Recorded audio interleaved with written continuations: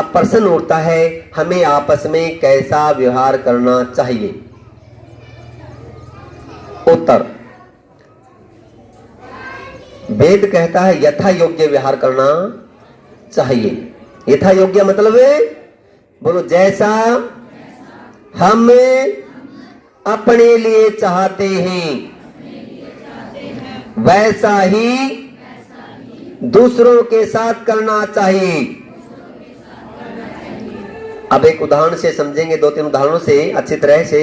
बोलो, जैसे सभी बच्चों की ऊंची आवाज आनी चाहिए। अगर वो परमात्मा ने वाणी दी है तो आवाज करेंगे, अगर गूंगे हैं तो अलग बात है, तो चुप रहेंगे। जो बच्चे गूंगे हैं वो चुप रहें, और जिनको वाणी दी है परमात्मा ने बोलेंगे अवश्य साथ में। बोलो, जैसे हम चाहते हैं कोई बच्चा हमारे बैग से चोरी ना करे, तो हमारा भी फर्ज बनता है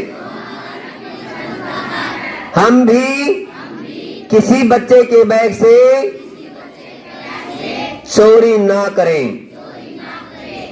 प्यारे बच्चों, ध्यान दें, अगर आप अपने सगे मित्र, गुड मित्र, सगे भाई बहन के बैग से भी अगर बिना पूछे कोई सामान लेते हैं, वो भी चोरी कहलाती है। इतना भी ध्यान रखें। यदि आपने किसी मित्र के बैग से कुछ सामान ले लिया है तो आप अपने मित्र को जरूर बता दें कि भाई जी, मित्र जी, मैंने आपके बैग से सामान लिया है, तो चोरी नहीं कहलाएगी। और यदि आपने ले लिया और वो बेचारा परेशान रहा, ढूंढता फिर गया और आपके बैग से वो चीज मिल गई, तो फिर वो आप कहेंगे जी मैं तो मजाक कर रहा था।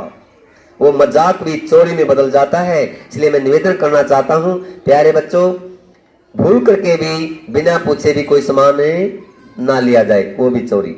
अब बोलो, जैसे हम चाहते हैं कोई बच्चा झूठ बोलकर मैम सर से ना पिटवाए,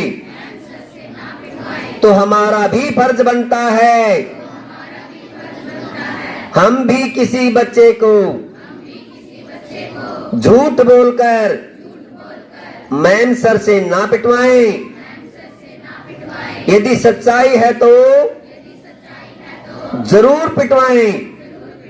चाहे सगा भाई है, चाहे सगी बहन है, चाहे गुड मित्र है, गलती करता है तो गलती पर दंड दिलवाना ही, क्योंकि यदि आप उनकी गलती पर उनको दंड नहीं दिलवाओगे, वो छोटी छोटी गलतियों से बड़ी गलतियां करेगा, बड़ा बदमाश डाकू बन जाएगा, बड़ा डाकू बनेगा, जेल की सलाखों में पीछे सड़ेगा, रोएगा, पछताएगा, रिश्तेदार भी परेशान होंगे, आप भी परेशान होंगे, बाद में रोने का अवसर और कुछ नहीं मिलेगा। तो इसलिए मैं निवेदन करना चाहता हूं, प्यारे बच्चों, अगर आप अपने मित्र के सच्चे हितैषी हैं तो आप उनकी बुराइयों को दूर करने का प्रयास कीजिए। कई बार हम ये सोच लेते हैं फलाने फलाने मित्र ने मुझे पिटने से बचाया, और हम ये समझ लेते हैं वो मेरा सबसे बड़ा अच्छा मित्र है।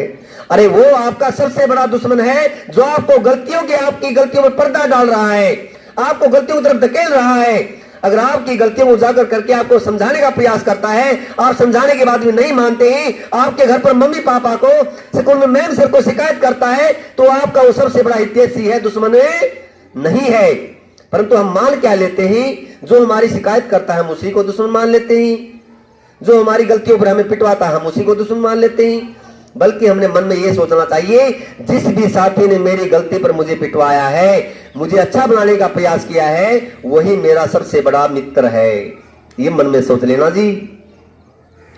प्यारे बच्चों, ध्यान दें, द्वेष मत पाला करें। छोटी छोटी गलतियों से बड़ी बड़ी गलतियां हो जाया करती हैं। समाज में ऐसी ऐसी गलतियां देख रहे हैं कि छोटी छोटी गलतियों से बड़ी बड़ी गलतियां कैसे होती हैं।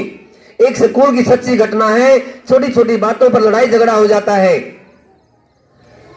दो गांव की इतनी बहस बन जाती है कि अगले दिन स्कूल में चक्कू आदि लेकर के आते हैं और एक बच्चे को मार दिया जाता है, और वो बच्चा मर जाता है। वो अपने माता पिता का इकलौता पुत्र है, और फिर उनका फैसला होता है, 27 लाख रुपए में फैसला होता है।